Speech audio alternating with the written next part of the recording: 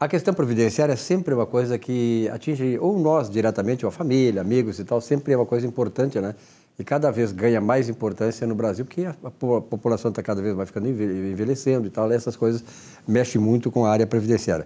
Doutora Luciana, obrigado pela sua presença uma vez mais aqui, parabéns aí pelo seu escritório, teve a sua mãe a semana passada aqui, a doutora Isabel, e deu uma aula aqui, porque realmente, quando eu falo com uma aula, é porque as pessoas que desfilam aqui nesse programa, elas têm o conteúdo, entendem do que eles falam, e é importante isso, porque você também fica bem esclarecido e sai daqui, tem uma aula, tem no caso da doutora Luciana, tem uma audiência, né, direta aqui na televisão com ela. E a questão previdenciária sempre é muito importante. Que novidades a senhora tem hoje? Eu tenho várias novidades na área previdenciária, mas eu acho que a primeira coisa, né, cumprimentando toda a nossa audiência, é dar um feliz aniversário para o nosso querido Silvio. Ah, obrigado. Né, uma pessoa iluminada, especial. Isso. E que durante esse tempo que a gente está nessa parceria de fazer os programas juntos, nosso escritório, a gente desenvolve um carinho por você, porque tem um conhecimento, tem uma forma agradável de tratar as pessoas, de conduzir as conversas. A gente só trata bem porque também é tratado bem. Isso aqui é importante, né? Essa é a questão, né, do estigma que o pessoal cada um tem, né? E essa gentileza constante, aprendo constantemente. Aprendemos. Vamos lá, então. Então, as notícias do Previdenciário. Pensão por morte de esposa não impede a concessão de benefício assistencial ao segurado. Isso saiu uma decisão agora recente no tribunal, aqui da nossa região. Eu resolvi trazer aqui para o programa pelo seguinte, muita gente ainda fica em dúvida sobre isso. O que acontece? O benefício assistencial, ele é para aquelas pessoas que não têm renda, tem uma renda inferior a 1/4 salário mínimo. E aí, quando a pessoa vive com outra, tem um grupo familiar, e naquele grupo temos outro idoso, né, que também recebe algum benefício, pode acontecer de acharem ou terem a informação de que não é possível ganhar o BPC.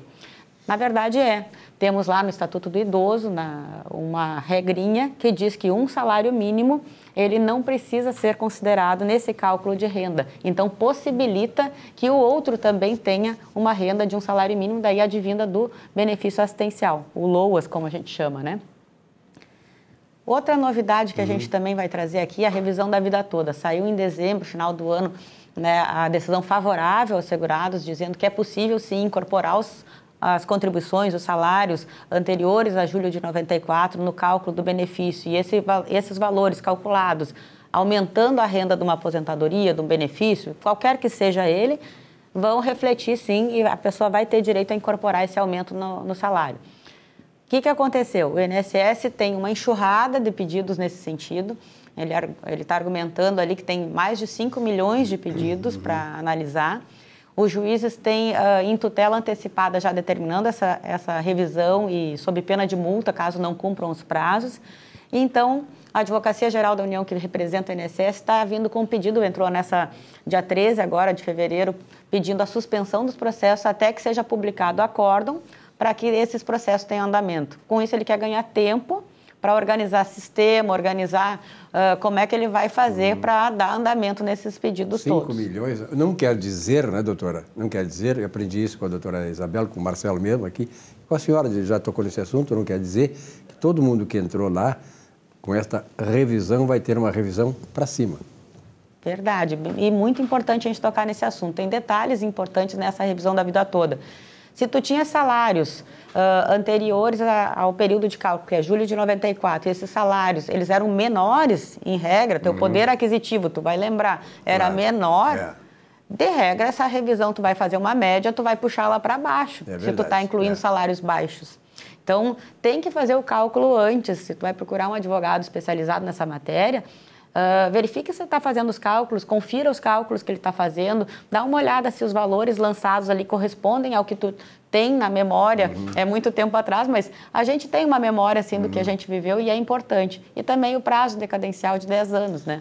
A partir do primeiro pagamento e não do dia da concessão. Então, às vezes, a data de início da aposentadoria é uma, mas a data de início de pagamento, que é onde a gente conta os 10 anos, pode ser depois. E a partir do momento em que o segurado retirou o dinheiro, é isso? Isso mesmo.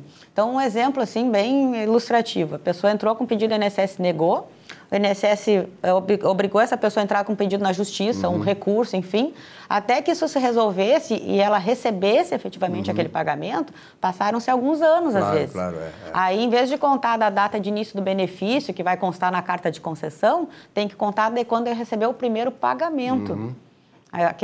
O prazo de 10 anos. Muitas pessoas, às vezes, salvam, vamos dizer assim, né, a possibilidade de ter revisão olhando bem para essas datas. Perfeito. Né, que são diferentes. Alguma coisa a mais aí para o nosso telespectador? Por fim, acho que sempre é bom relembrar a questão do adicional de 25% no benefício da aposentadoria por invalidez.